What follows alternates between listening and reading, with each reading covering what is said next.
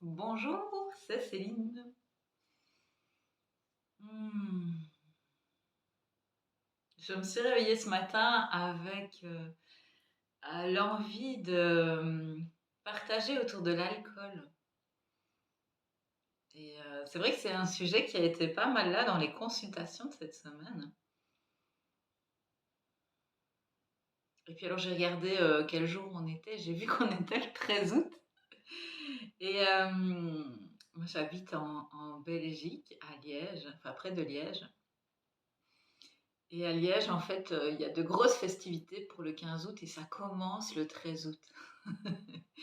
Et dans ces grosses festivités, ben, il y a beaucoup d'alcool qui circule, le péquet, pour ceux qui ne connaissent pas. Et donc, il y a quelque chose en moi qui fait OK. Donc, il y a une énergie qui a été captée de ce qui se vit dans la région liégeoise pour le moment, puisque c'est vraiment une période où l'alcool coule à flot. Et c'était lent de parler de la consommation d'alcool, euh, notamment à partir d'une réflexion de quelqu'un cette semaine qui me disait l'alcool, ça me décolle. Je trouvais ça magnifique. L'alcool, ça me décolle. Donc, en fait, ça décolle du moi, ça décolle de l'histoire, ça décolle de la souffrance, ça décolle de ce qui peut se sentir condensé, densifié.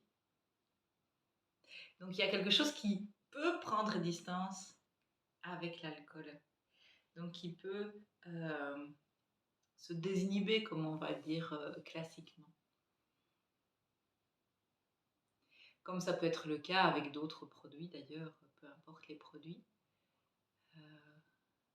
Mais c'est intéressant de voir qu'on ait besoin de produits, que ce soit l'alcool ou autre, pour se décoller de l'histoire apparente, se décoller de ce qui colle justement.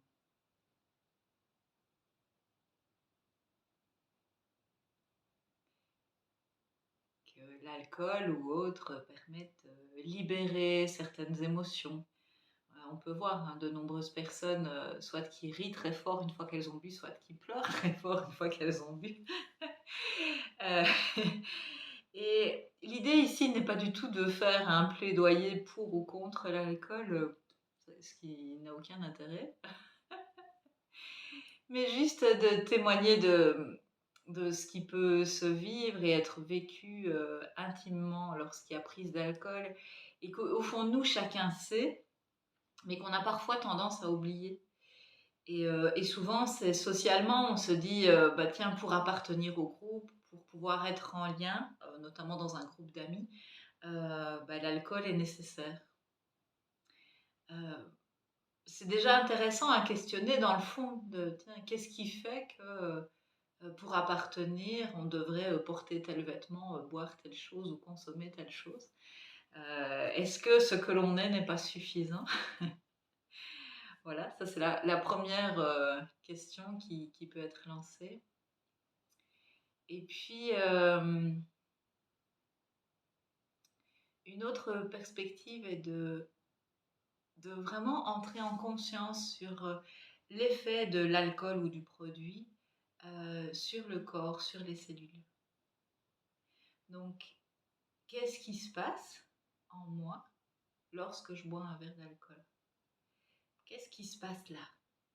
Qu'est-ce qui se joue? Qu'est-ce qui entre en mouvement? Est-ce que ce qui se passe là peut être goûté à un autre moment sans prise de quoi que ce soit? Est-ce que à certains moments, ce qui se décolle peut se goûter?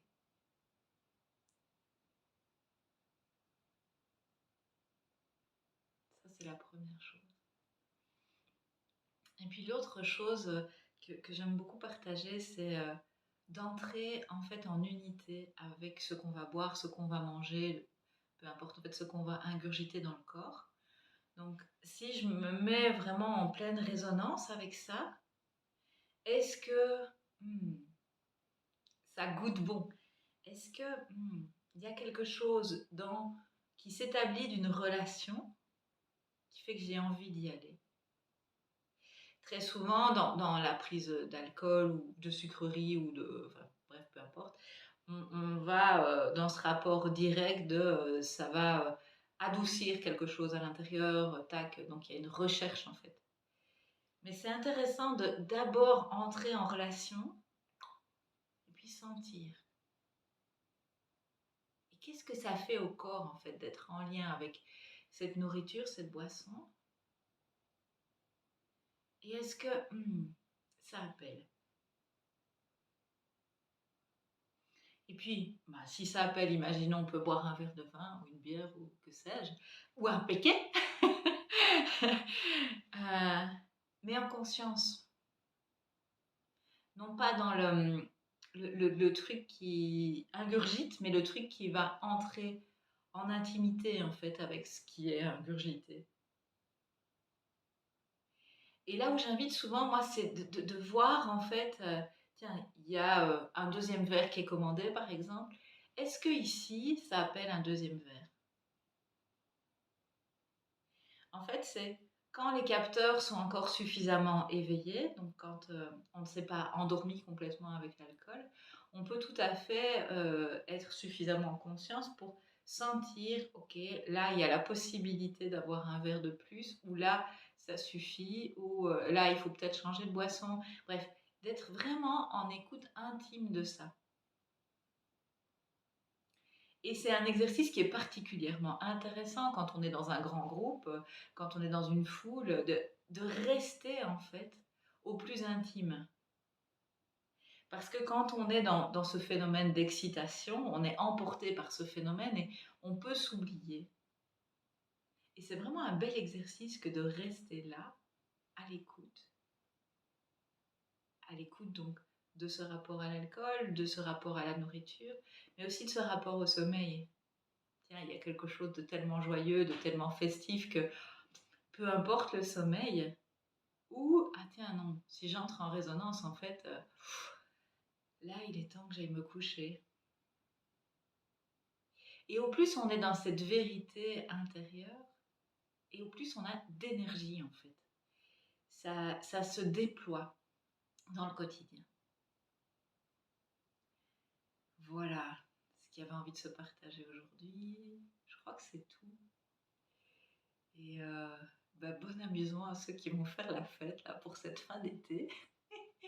Et bonne écoute de cette intériorité,